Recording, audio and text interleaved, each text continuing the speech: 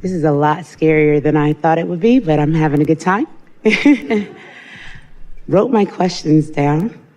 And have they evolved since you've been here? 8 times. Like, I had 5 different questions. And then everyone got answered since the first day. Yeah. And then they kept moving. And I kept telling people what I was going to ask about, and then it kept changing. So even now, it almost wants to change, and we'll just go there. Yeah. Does that work? Okay.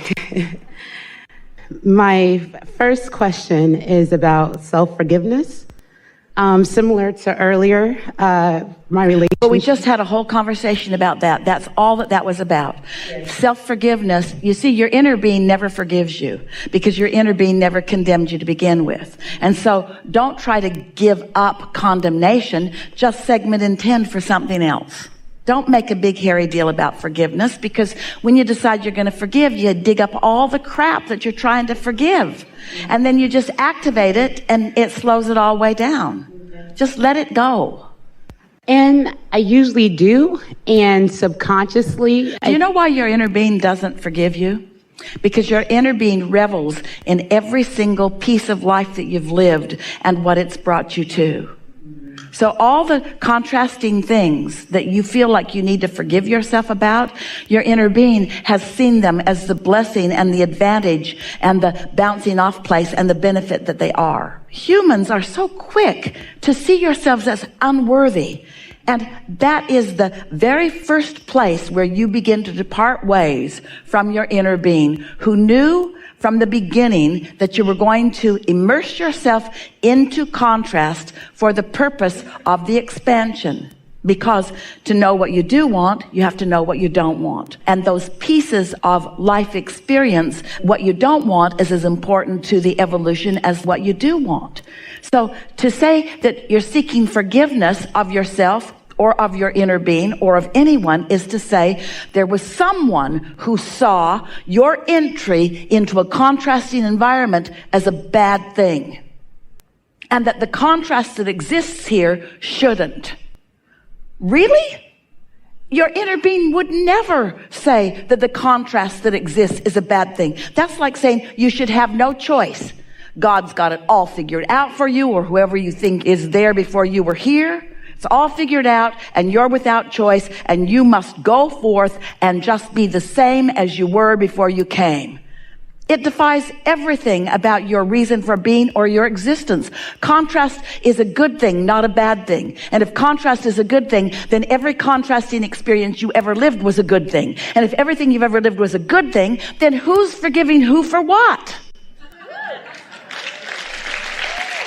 It's a flawed premise. It doesn't exist. It's the basis of a lot of confusion. Even in the conversation we just had, I must forgive my family for whatever it was that they've been thinking about me. Well, you never are able to unravel that. The bottom line is, the reason you feel like you need to forgive is because you're doing something that your inner being doesn't do. And your inner being never forgives because your inner being is never seeing contrast as something that you're doing wrong. Contrast is always something that you're doing right. Take that in. Contrast is always something that you are doing right, because out of it is born more, and you are an eternal being. So that would be like someone who's in charge saying, you're eternal, but everything that allows for eternity must not be. The contrast that is necessary for eternity is wrong. That's where so many, almost all religions have you, in that impossible place. You're eternal, but don't make a mistake. And if you do, then some arbiter will decide whether forgiveness is appropriate for you. Why do you make this stuff up like that? None of it is even logical, is it? There's no logic in that. So never ask for forgiveness again, and never ask yourself to forgive anyone again. Say, I'm going to act like my inner being. When I am as my inner being is, I'm whole and happy, and I am love. And my inner being will never forgive you, because my inner being always understood everything that you were doing. and knew that for the sake of expansion, that there was value in it. And my inner being only ever saw the value in you. And that's what I plan to do too. Okay, definitely. To your point, I'm taking that in. Well, no, it's a big thought. We're asking you to come a long way because you've been forgiving and forgiving and forgiving and forgiving and forgiving and forgiving. And if you notice that a determination to forgive just brings a whole bunch of other confusing things to forgive, and then as humans, you divide this stuff into piles. Well, that's completely not forgivable. That's eternal damnation on that one. There's no forgiveness for that one. Ever heard that? Oh, these other things, they're more forgivable. And doesn't it twist your brain into a knot as things that at one time were not forgivable are now forgivable? Mm-hmm. Nobody sent me the memo. I don't know what to forgive and what not to forgive. If I go over to this religion, they were never bothered by that to begin with. They had a whole other set of stuff that they were bothered by. And so let's have a worldwide organization of, let's get this straight. What are the wrong things to do and what are the right things to do? Just tell us. We want so to be good. You sorted that out? No. Every day you kill each other over that. Over your confusion about what's forgivable or what's not forgivable. What's right and wrong. That was good. That's a good place to come. Yeah. And so? And you bring me to the second question that I had when you were talking about contrast, because to your point, when contrast causes you to want what you would want, there's a lot of contrast and I'm getting a lot of wants. And on some topics in my life, I'm hitting a point where I'm no longer interested in contrast helping me to want what I want. Then you didn't hear anything we just said. Well, I would say, and we were yelling. And we were tuned in to infinite intelligence, and we can't speak it any clearer than that. You've got to adapt. Okay. The universe is not going to change for you. Okay. You are not going to be able to say, I don't want contrast anymore. But what you could do yourself a big favor and love the contrast. Okay. All right. So let's. Oh, that was too easy. No. You could love the contrast. Do you know that when you really, really, really, really, really don't want something, you really, really, really, really, really do want something? Okay. So on that topic, to be pragmatic about it so that you don't get sloppy with your emotions, like you say, when we go through contrast, it's good. Well, wait a minute. Okay. Say more and then we'll get you.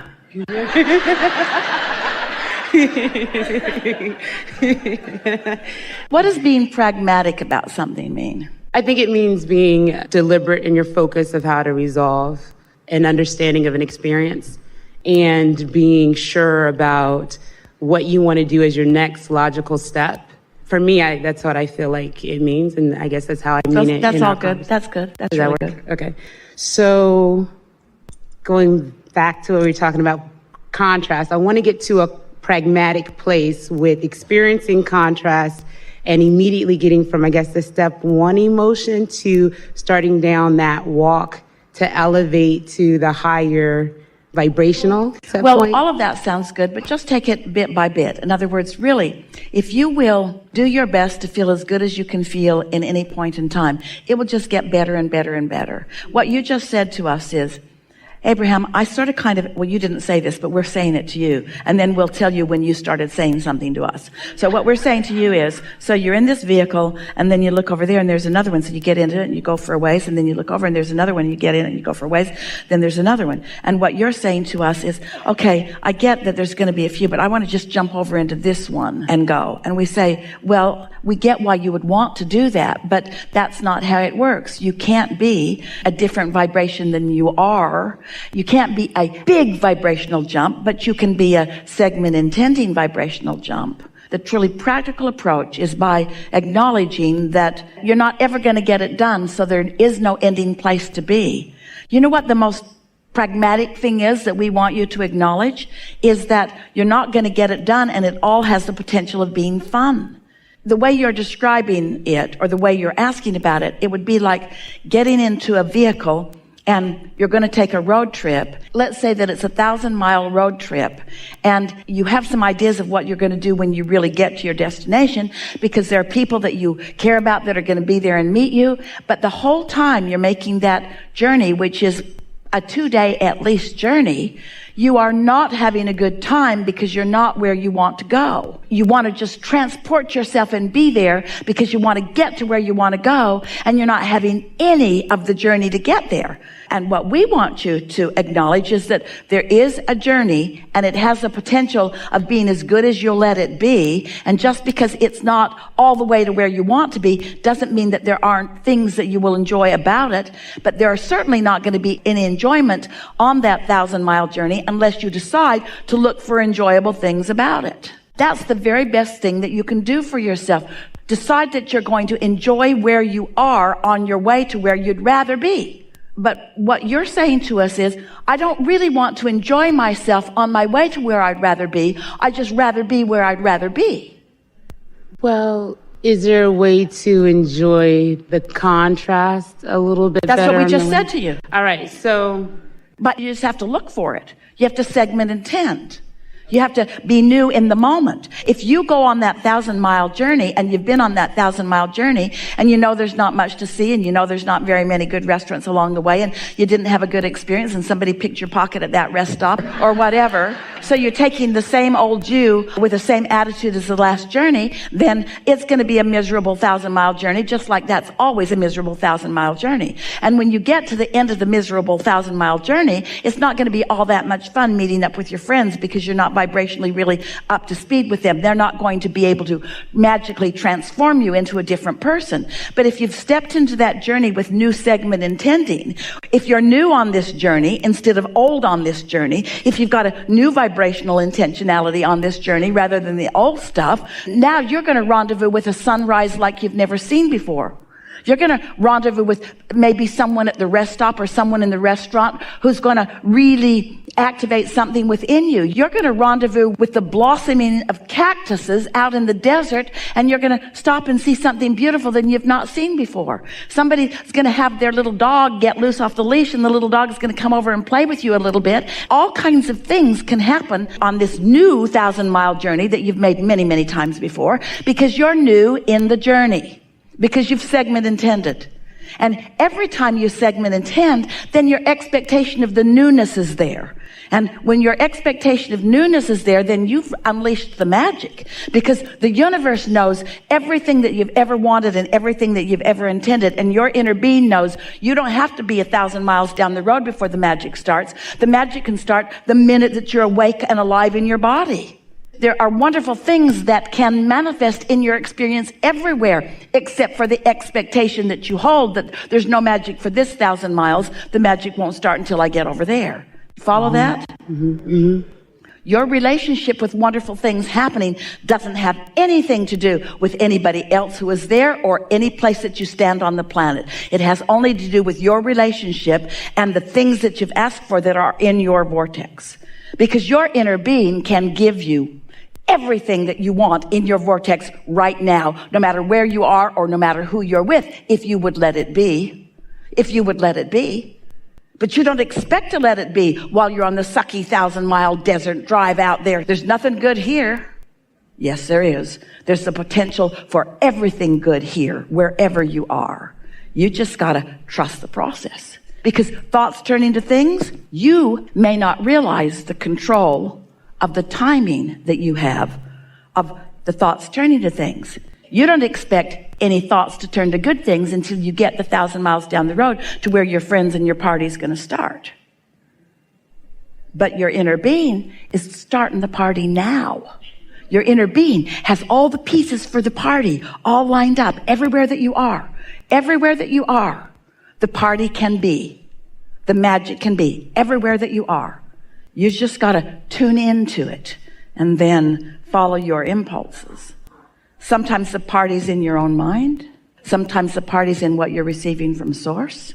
Often the party is in the rendezvousing with others. We hope you enjoyed this great video. Don't forget to like and subscribe.